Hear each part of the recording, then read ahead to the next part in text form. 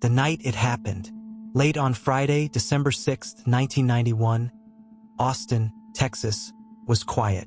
In a modest strip mall on West Anderson Lane, a frozen yogurt shop called I Can't Believe It's Yogurt was preparing to close for the night. Inside, 2 teen employees, Eliza Thomas, 17, and Jennifer Harbison, also 17, were finishing up. Jennifer's younger sister Sarah, 15, and her friend Amy Ayers, 13, had come in to wait for Jennifer and join her ride home. By around 11 p.m., the shop had shut its doors to customers, but witnesses would later report seeing 2 men lingering inside, even as the staff prepared to lock up. One man had used the bathroom in the back for an unusually long time. Some speculate he may have barricaded or jammed the rear exit. Then, just before midnight, fire. A police patrolman spotted smoke and flagged down the fire department. When the flames were put out, responders made a ghastly discovery. 4 nude, bound, and charred bodies lay inside. Each had been shot in the back of the head. Eliza, Jennifer, and Sarah were found in a piled arrangement. Amy's body was a short distance away. She bore burns on 25 to 30% of her body and had been shot twice. 1 bullet had struck her brain and exited via her cheek or jaw. The crime scene was brutal and deliberate. Investigators believe the victims were forced into a storage room, stripped, bound, sometimes with their own underwear, and shot execution style before the fire was lit, likely to destroy evidence. One former detective and several analyses have pointed out that the sophistication of the crime, controlling multiple victims, staging a fire, selecting a semi-public location, would more likely point to someone with criminal experience rather than an impulsive young offender. The hunt begins. Leads, suspects, and false confessions.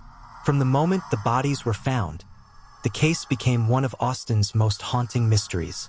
Investigators solicited witness statements, combed through leads, and dug into every possible clue. But much was hampered by fire damage, lack of surveillance, and the prime suspect list swelling by the day. In 1992, 2 Mexican nationals held in Mexico confessed to the crime, but they later retracted, claiming their confession was coerced. Their involvement was ultimately dismissed. Over the coming years, dozens of individuals confessed, some sincerely, many under heavy pressure, but very few confessions withstood scrutiny. One person arrested early was Maurice Pierce, a teenager found carrying a pistol matching the caliber used in the murders. He was interrogated and implicated 3 others, Michael Scott, Robert Springsteen, and Forrest Wellborn. Over years, multiple questioning sessions unfolded. Some confessions emerged, but always under suspicion of being coerced.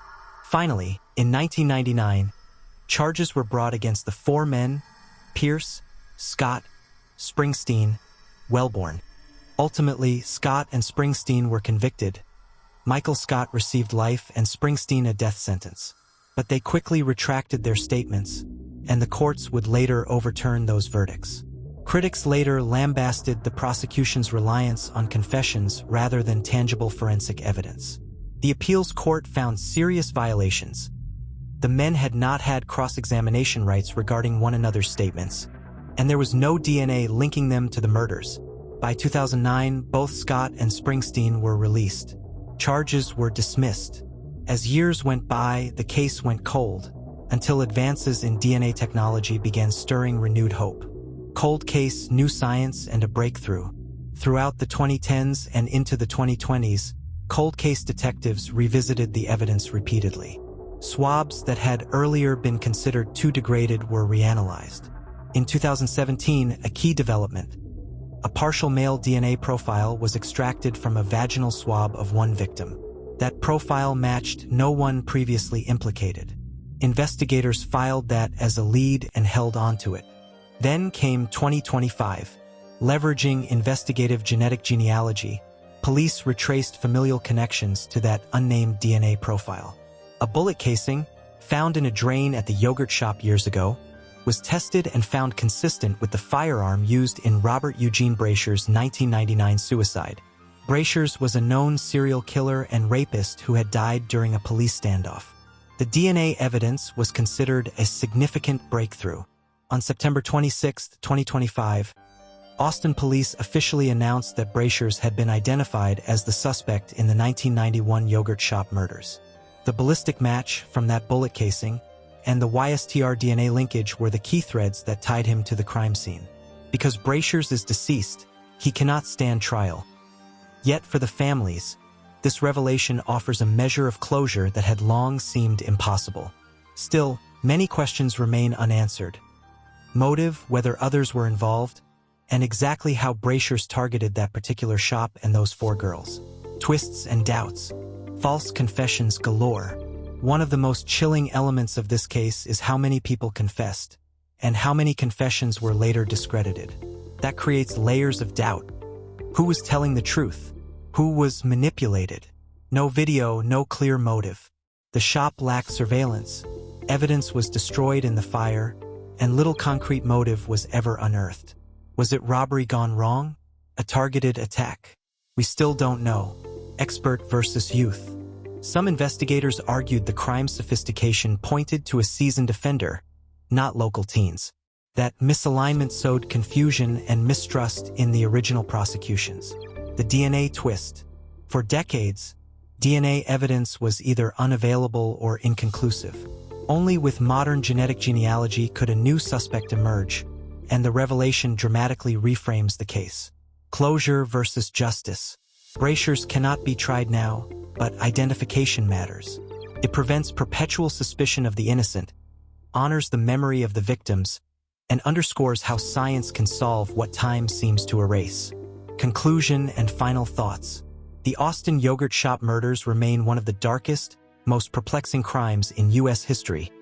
A chilling mix of innocence lost, investigative missteps, and the slow turn of scientific progress. On December 6, 1991, for young girls, Eliza, Jennifer, Sarah, and Amy were abducted, bound, shot, and incinerated in a yogurt shop. Over years, officials arrested suspects, secured confessions, and gained convictions. But those convictions collapsed under legal scrutiny and lack of hard evidence. Only recently, with advances in forensic DNA and genetic genealogy, has the case seen a breakthrough. Robert Eugene Brashers, who died in 1999, is now identified as the likely perpetrator. Yet, the story is bittersweet. Vital details still elude us. We don't fully understand how Brashers selected the victims, how he planned it, or whether he acted alone. How many other mysteries lie unsolved, waiting for the next leap in forensic science? And how many people were once punished for crimes they never committed?